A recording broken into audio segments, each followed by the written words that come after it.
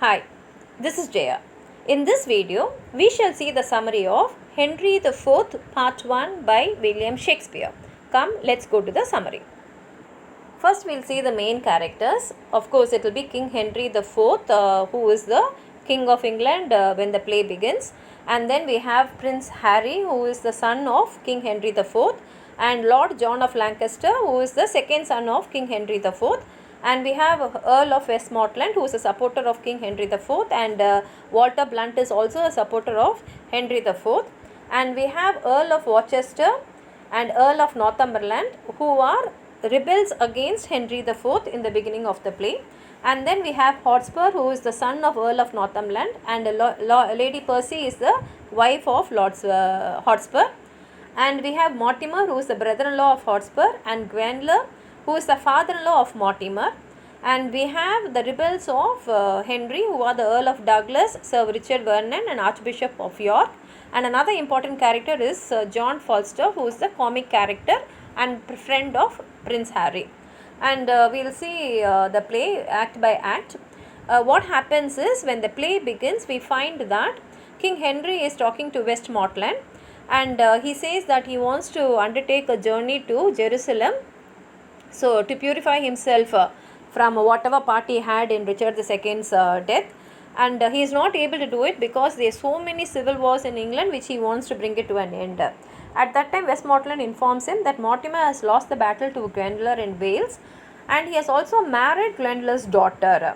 At the same time, he says that Hotspur, the son of Northumberland, has defeated Douglas in Scotland, but he is refusing to send the prisoners back to the king.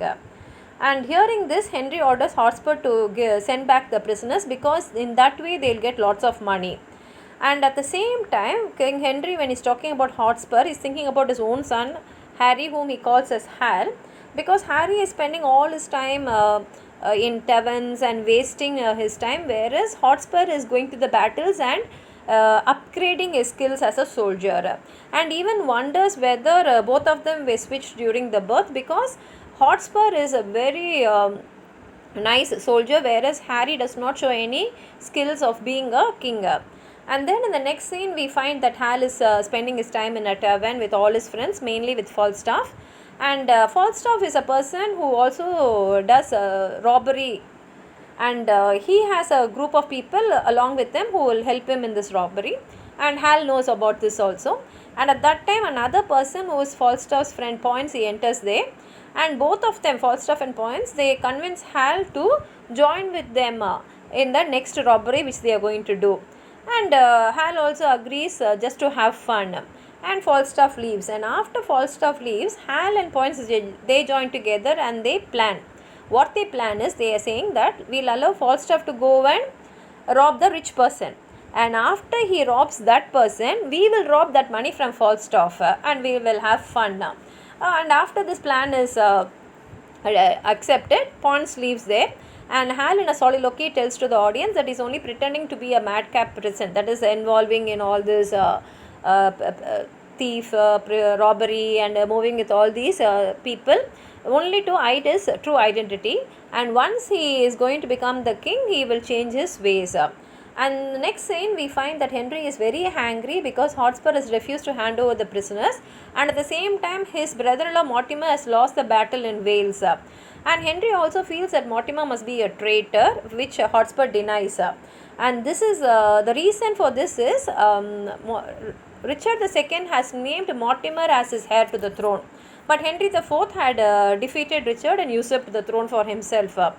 And so this is another reason why Henry IV doubts Mortimer. And after Henry goes, Hotspur tells his father that he will never release the prisoners even if the king has ordered him, and at the same time he will defend Mortimer's reputation also. And then afterwards, Worcester, his uncle, that is Hotspur's uncle, he comes there and he tells Hotspur must make alliance with the son of Douglas in Scotland, and he tells Hotspur's father Northumberland to make friends with the Archbishop of York.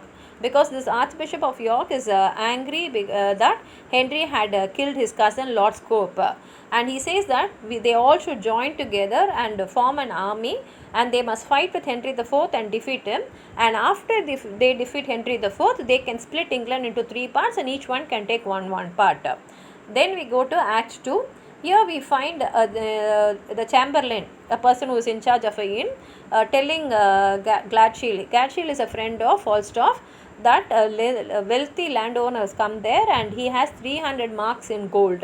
And this message is passed on to Falstaff. So Falstaff collects a few of his friends and goes and attacks the travellers and seizes the gold from them. And in the next scene we find that Hal and Bones, who had already planned that they will rob Falstaff, they both come, they fight with Falstaff and they take away the money. Falstaff, being a very fat man and not a very gold soldier, easily gets defeated and hands over the money to them. And in scene 4 we find Hotspur has sent letters to all his friends asking them for support, and he gets a letter from one of his friends saying that he cannot support him against Henry the Fourth. So he gets very angry, and seeing him getting excited, his wife Lady Percy comes and asks him what is the matter in the letter, and he does not reveal it to her. Instead, he just leaves the place and he goes to the battlefield. And in scene 5 we find Falstaff coming to Hal and points and telling them that he robbed the travellers, but at the same time 100 people came and fought with them, and he fought with them very bravely, but finally he was defeated and he handed over the money to them. Hearing all the story, Hal has a very good laugh, and then he tells him that it was only Hal and Points who came and fought with Falstaff. After hearing this, Falstaff changes the full story and he says that first itself he knew it was Prince of Wales who was attacking him, and since he did not want to harm the prince, he easily yielded and gave the money to them. And though Hal knows that he's telling a lie, he just has a good laugh and he leaves the matter at that. At that time, he gets a message from King Henry asking him to come immediately because there is trouble in Scotland and Wales. At that time, the sheriff also comes there because he gets the information that the travellers were robbed, and Hal tells the sheriff that he will hand over the money the next day with interest. Then the next act starts, and in the first scene, we find all the rebels along with Archbishop. They start raising the army in Shrewsbury, and Hotspur finds that he is not able to get along well with Gwendolyn. But anyway, they all sit and they divide the map of England into 3 parts, and they decide that England will be going to Mortimer because already Richard II wanted Mortimer to be the king of England after him, and Scotland will be going to Hotspur and Wales to Gwendolyn. Of course, Hotspur wants certain parts which Gwendolyn refuses to give it to Hotspur. So again, they do not get along very well. And in the next scene, King Henry meets Hal, and he tells Hal about the sufferings he went through to get that throne of England from Richard II. And when he ends up, he literally cries and he says that he loves his son a lot, but somehow he feels that Hal is unfit for the throne. Hearing this, Hal tells his father that he will definitely change and make him happy. And then Henry tells him that all his enemies have combined together and they are going to wage war against him. And then he gives Hal a military command. And the moment he gets his military command, Hal begins to mobilize his men towards Shrewsbury. And here in the next scene, we find that Falstaff goes to the inn and the hostess asks him for the money which he has to pay them. And Falstaff tells her that he was robbed. At that time, Prince Henry comes there and he tells them what has happened.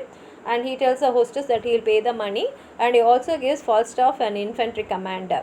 And in Act 4, we find that all the rebels have come to the Hotspur, but Hotspur finds that his father is sick, and so he will not be able to come to the war. And Northumberland is an important person because he is one person who can motivate the soldiers, and at the same time his friends will come only when Lord Northumberland is there. So now that side support is not available for Hotspur. At the same time, Vernon comes there and he tells that King Henry and Prince Hal are leading the armies and marching against them. Same time, they get the news that Gwendolyn is unable to assemble his army, so he will also not able to join them in the battle. So we find that Hotspur's side has become very weak. And in the next scene, we find that Falstaff assembles a very incompetent troop with all prisoners and lovers and people who don't know how to fight also. But he just forms a troop. But he is very confident that he will reap the spoils of the war because he is very cunning. And in scene 3 we find that Hotspur, Douglas, Vernon and Worcester, they argue about when to lead the battle. At that time Sir Blunt comes there as a messenger from King Henry, and he begs the rebels to tell him the grievance what they have against Henry IV, so things can be sorted out without a battle. And for that Hotspur tells that King Henry returned to England only to claim his title as Lancaster and not to overthrow Richard II.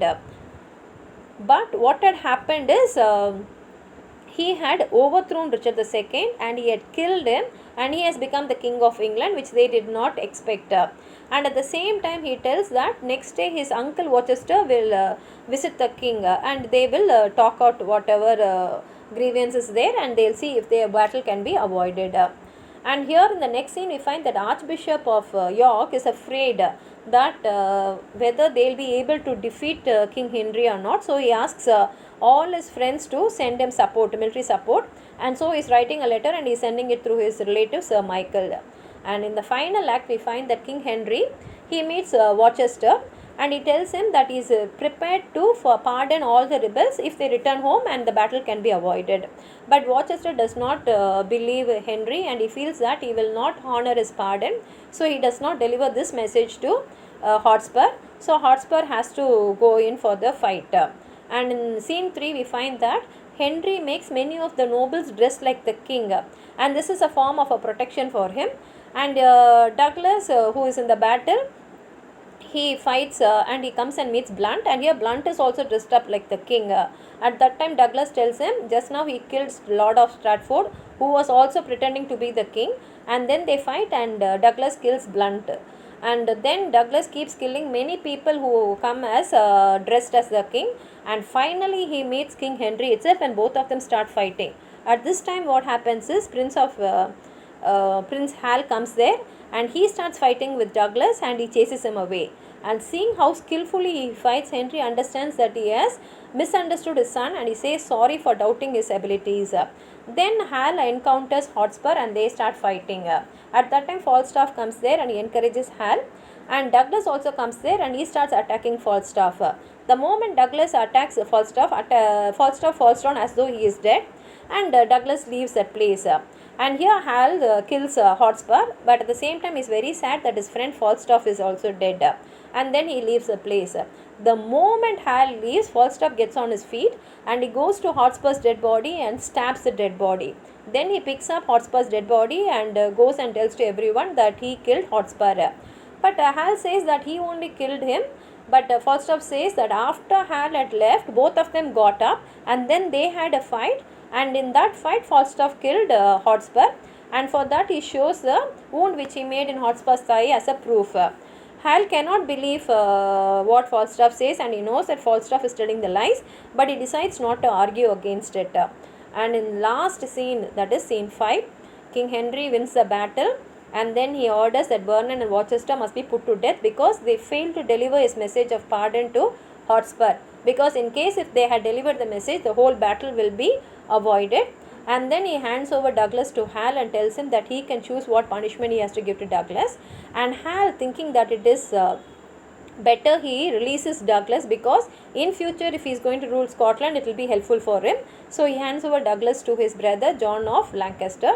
And then King Henry divides his army into two parts, and he says that one part will lead towards York and attack the Archbishop, and the other part will go and attack Wales because they are the two rebels who are left out, and the play ends here. I hope you have understood this, and please watch Richard II first. I have also made a video on Richard II written by Shakespeare. If you watch that video and if you watch this video, you will be able to understand this story much more better. And if you have anything more to add on to this, please write it in the comment box. Like the video, share it with your friends, and if you have not subscribed my channel, please subscribe.